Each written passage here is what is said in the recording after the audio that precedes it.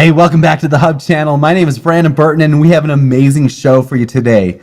As you know, we're going to be talking about last week's trade, our Delta neutral trade. Jeff Beamer is here to talk about that again. We did Phillips Morris, and oh my God, that trade has been crushing it for 3 weeks straight, this thing. And we've been trading it sideways, which is what we wanted to do. And it's exactly as he had it planned. But in today's show, Jeff told me a little bit that he has a very special trade for you, knowing, of course, that the NASDAQ just barely eked out a win for today. And we have tech earnings coming up. Jeff, you told me you're going to give us an Amazon trade later in the show, so I'm super excited about that trade coming up. Okay. Now, but tell us right now, Jeff, what's been happening with Phillips Morris? How's that trade been playing out? Where are we at on profit, and how are things looking with that trade?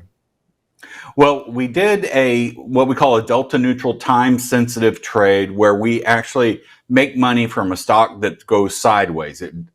Make money from a stock that goes nowhere but sideways. And we actually did something unusual where we took this trade into earnings. Now you see here where we're up in the trade. Our debit based upon the number of contracts we did was a total of $210. On the second line, you see that was $35 per spread. All right. So we did 6 of them and that totaled $210, and we are up 165% in the trade now here in the 4th week.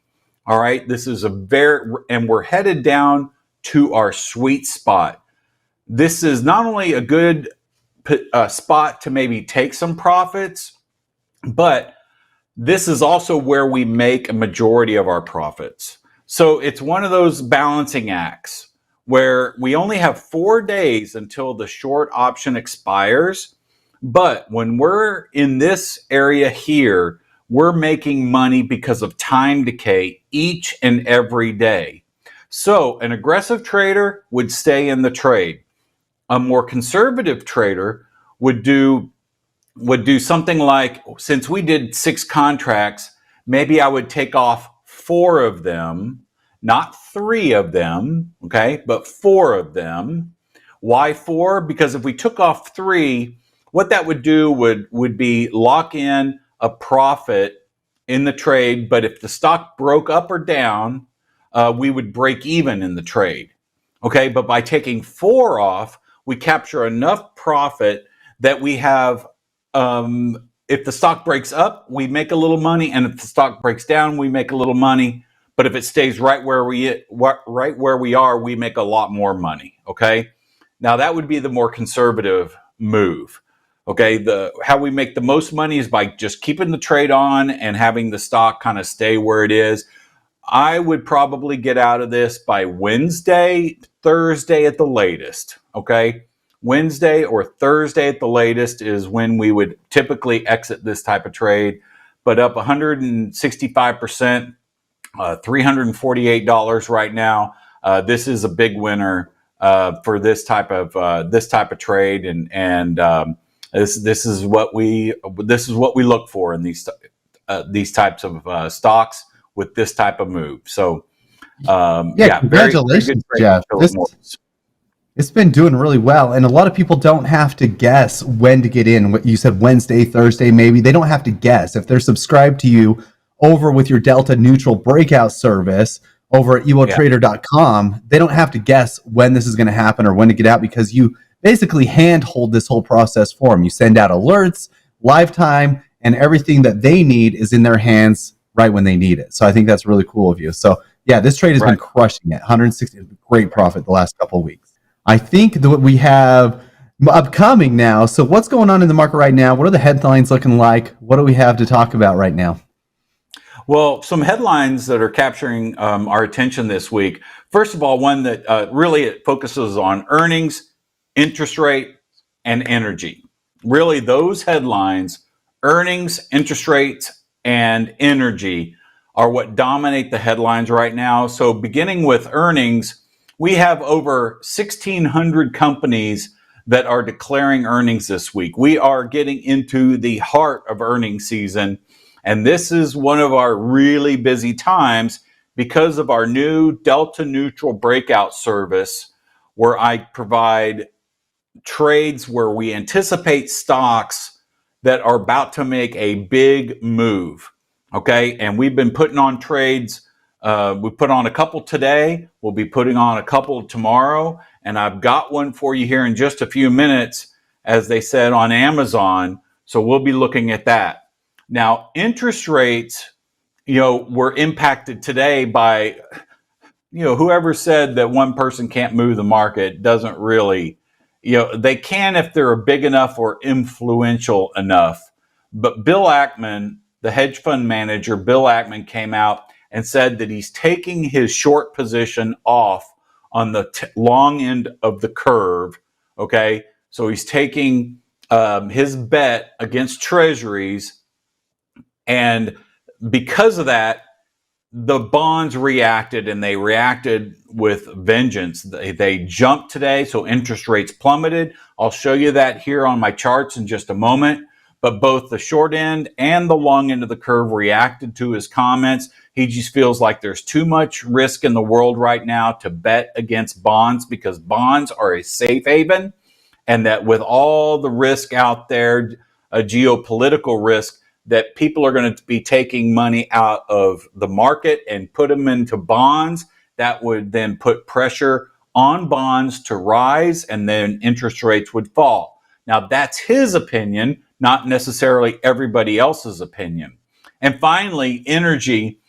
We had energy over the weekend, and today was the follow-through, drop over 2% as oil supply concerns ease. All right, there's not just with supply and demand, we're seeing prices begin to ease a little bit.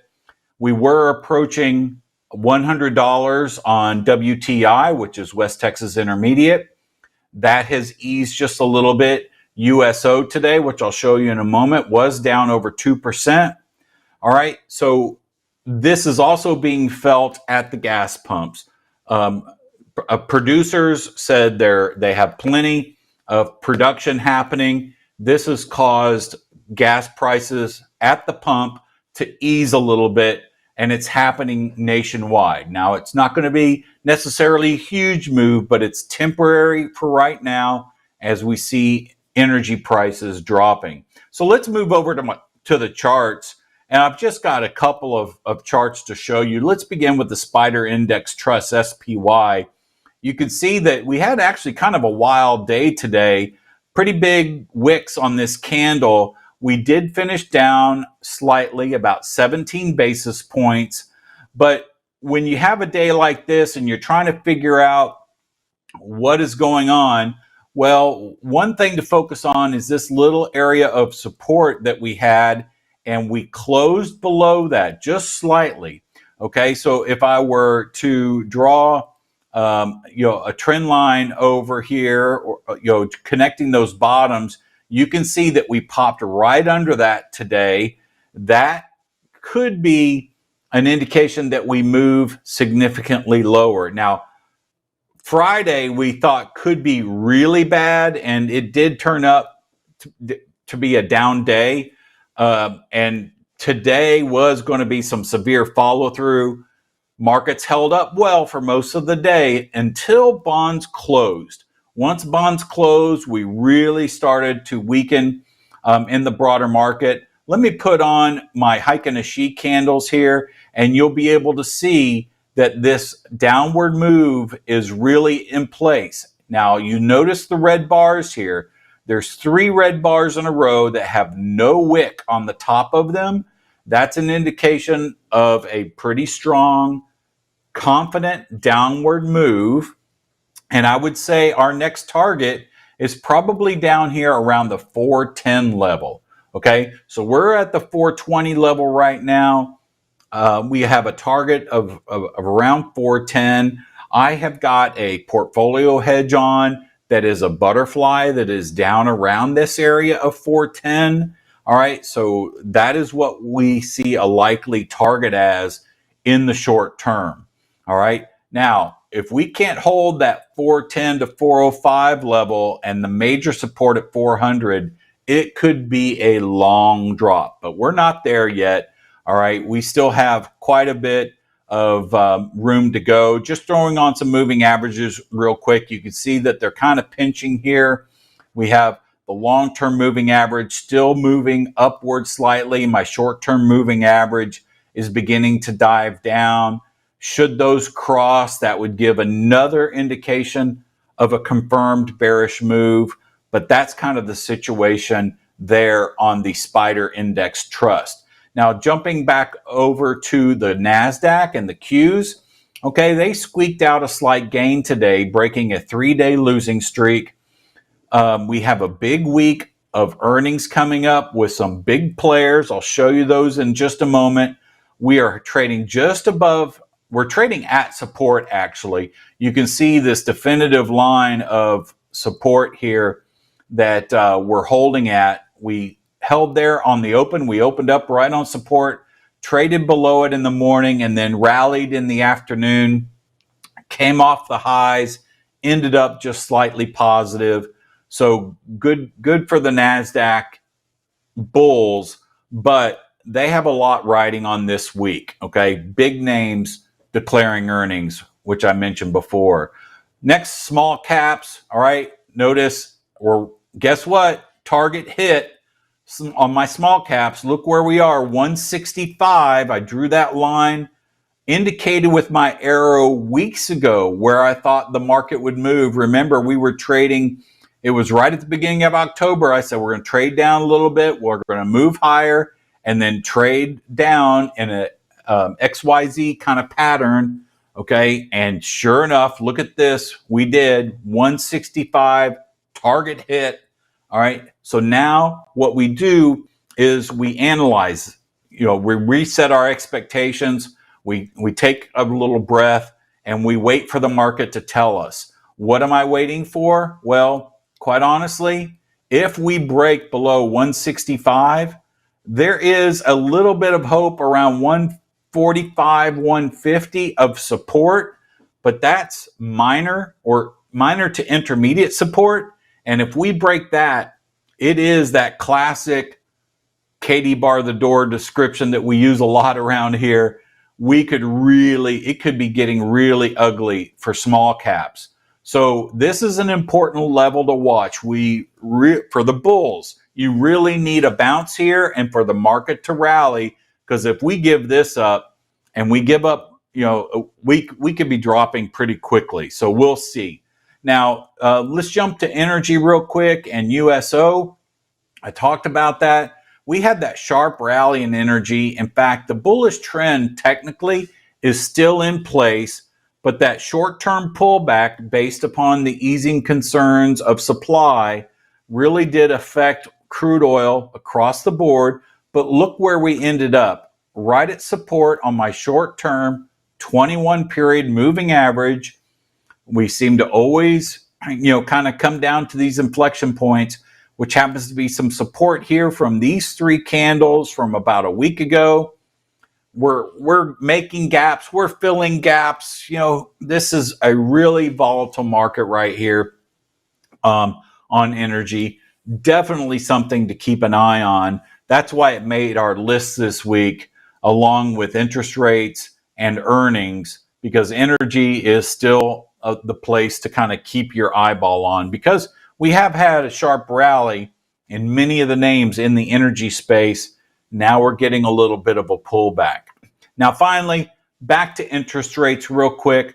Let's talk about the Bill Amman effect on TLT, which is the long end of the curve. This is the iShares 20-year Treasury bond ETF. Okay, so this is a little further out than the 10-year, but you can see the big move today, up significantly, up 1.2% on that news that here's a big hedge fund manager taking off his short position, okay, and he feels that there's too much risk. Now, IEF is the 7 to 10 year, and you can see that it was only up 47 basis points today. Interesting that this was a lagger, because I figure with that's in that 10-year wheelhouse, since these are the 7 to 10 years, and we should see a bigger pop than that. And finally, the short end of the curve, not much of a reaction here, only 6 basis points on the day, but up nonetheless. That means the long term dropped further than the short term. And I hate to tell you what that's going to do. That's actually going to re-widen the inverted yield curve. Okay. And we've been inverted for over a year now. And typically it's a 12 to 18 month leading indicator into a recession. And I still hear all these people saying soft landing, soft landing, soft landing. Let me tell you, it could be a soft landing if the economy, meaning the broader market, equities, and the economy are still obviously providing demand and meeting supply is meeting demand. We could see that soft landing. Otherwise, it's going to be drastically hard. Okay, it's just going to be. I don't think the word soft is relative because interest rates, I think, are going to remain high for a little while. And I don't even know if we're going to get cuts next year like a lot of people are predicting. But we'll get into that information in a future show. But this was the big news today in the world of interest rates. And is that one person did move the market, and Bill Amman said, taking off that short, bonds reacted. So that's it for the charts. Well, I don't know if you. I'm sorry. Go yeah, ahead. I don't Brandon. know. I mean, Bill Amman. I mean, we talk about him back in 2008, 2009. He was ahead of. He was buying when everything dipped really hard. He was buying properties, Simon Property Group, General Growth Properties. He was into all of that, and then he was doing the Target merger. So, I mean, he's obviously one to watch. So this will be an interesting play to see how this plays out with him and what he's doing. And I think we're seeing a lot of that in the broader markets too. I mean, just people, especially even just today when that happened, everybody's running over to crypto as kind of a safe haven to get away from the market as too much risk on trade right now. So we see Bitcoin, Ethereum spiking like crazy because that might be their gold type play of this decade type of thing. So we'll see how this plays out. So yeah.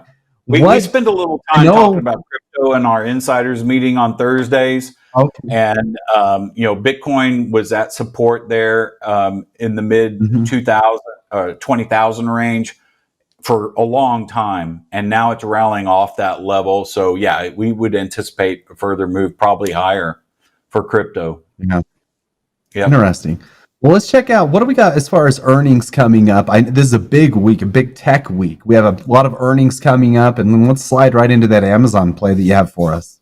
Sure. Let's take a look at that. Kind of the earnings calendar here real quick. I mean, as I mentioned, there's over 1,600 stocks, and these are the ones that are most notable. And man, the names are they're pretty well known here. I mean, there's just too many to touch on, but you can see how the sheer number and the sheer volume can kind of dictate how the market performs.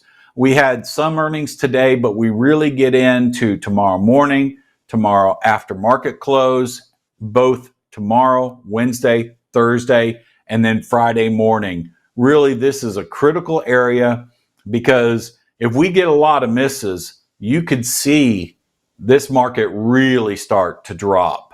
And that's why this is such a critical time for earnings, because we're just at the beginning. We still have 3 more weeks after this of not only hundreds, but thousands of companies declaring. We're at the beginning of a long 1-month stretch where we could really see some significant market moves.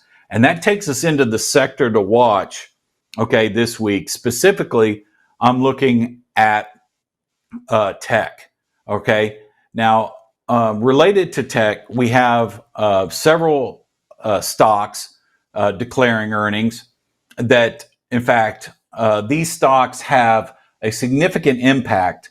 All right, let's talk about these are what we call mega caps. And we have specifically tomorrow, we have Microsoft and Alphabet. Then Wednesday, we have Meta Platforms. And then Thursday, we have Amazon. Now, collectively, out of those four companies, okay, they represent 16% of the S&P 500, and they represent 26% of the NASDAQ 100.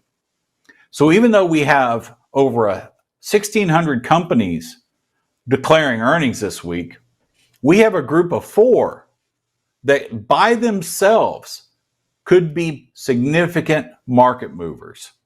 So let's get into the Amazon opportunity. We built that up a little bit, but that's the one of the 1,600 of the four that we just talked about.